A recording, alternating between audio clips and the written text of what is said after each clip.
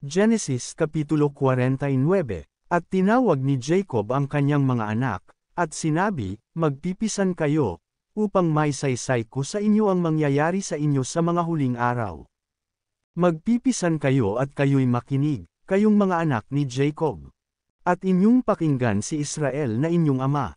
Ruben, ikaw ang aking panganay, ang aking kapangyarihan, at siyang pasimula ng aking kalakasan. Siyang kasakdalan ng kamahalan, at siyang kasakdalan ng kapangyarihan. Kumukulong parang tubig na umaawas, hindi ka magtataglay ng kasakdalan. Sapagkat, samampa ka sa higaan ng iyong ama. Hinamak mo nga, samampa sa aking higaan. Si Simeon at si Levi ay magkapatid. Mga almas na marahas ang kanilang mga tibak. O kaluluwa ko, huwag kang pumasok sa kanilang payo. Sa kanilang kapisanan, ay huwag kang makiisa, kaluwalhatian ko. Sapagkat sa kanilang galit ay pumatay ng tao. At sa kanilang sariling kalooban ay pumutol ng hita ng baka. Sampein ang kanilang galit, sapagkat mabangis. At ang kanilang pag-iinit, sapagkat mabagsik. Aking babahagihin sila sa Jacob. At aking pangangalitan sila sa Israel. Juda, ikaw ay pupurihin ng iyong mga kapatid. Ang iyong kamay ay magpapahinga sa leeg ng iyong mga kaaway. Ang mga anak ng iyong ama ay yuyukod sa harap mo. Si Juda ay isang anak ng leon, mula sa panghuhuli, anak ko umahan ka. Siya'y yumuko, siya'y lumugmok na parang leon. At parang isang liyong babae, sinong gigising sa kanya. Ang cetro ay hindi mahihiwalay sa Juda. Ni ang tungkod ng pagkapuno sa pagitan ng kanyang mga paa, hanggang sa ang Shiloh ay dumating.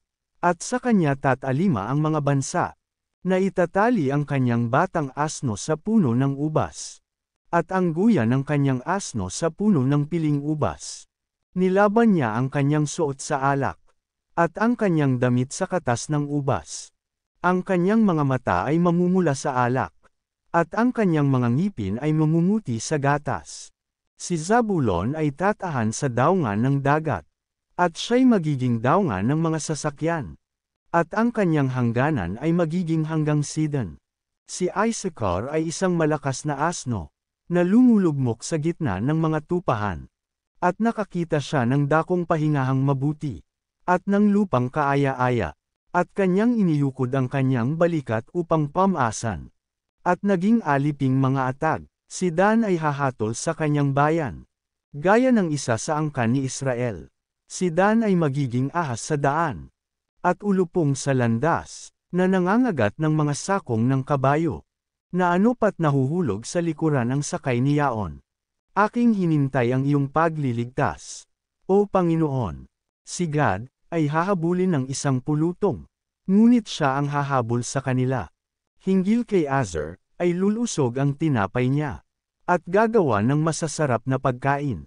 Si Neftali ay isang usang babaeng kawala. Siya'y nagbabadya ng maririkit na pananalita. Si Jose ay sanggang mabunga. Sanggang mabunga na nasa tabi ng bukal. Ang kanyang mga sangay gumagapang sa pader. Pinamanglaw siya ng mga mamamana. At panyana siya, at inusig siya. Ngunit ang kanyang busog ay nanahan sa kalakasan. At pinalakas ang mga bisig ng kanyang mga kamay. Sa pamamagitan ng mga kamay ng makapangyarihan ni Jacob. Na siyang pinagmulan ng pastor, ang bato ng Israel. Sa pamamagitan nga ng Diyos ng iyong ama, na siyang tutulong sa iyo. At sa pamamagitan ng makapangyarihan sa lahat, na siyang magpapala sa iyo. Ng pagpapala ng langit sa itaas, pagpapala ng mga kalaliman na nalalagay sa ibaba. Pagpapala ng mga dibdib at ng bahay bata. Ang mga basbas ng iyong ama na humigit sa basbas ng aking mga kanunuan. Hanggang sa wakas ng mga burol na walang hanggan. Mangga papa sa ulo ni Jose. At sa tuktok ng ulo niya na bukod tangi sa kanyang mga kapatid. Si Benjamin ay isang lobo na mang-aagaw. Sa kinaumagahay kanyang kakanin ang huli. At sa kinahapunan ay kanyang babahagihin ang samsam.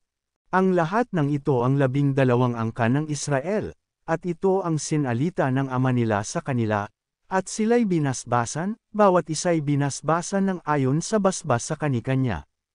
At kanyang ipinagbilin sa kanila, at sinabi sa kanila, ako'y malalakip sa aking bayan, ilibing ninyo ako sa kasamahan ng aking mga magulang sa yungib na nasa parang ni Ephron na Hethyo.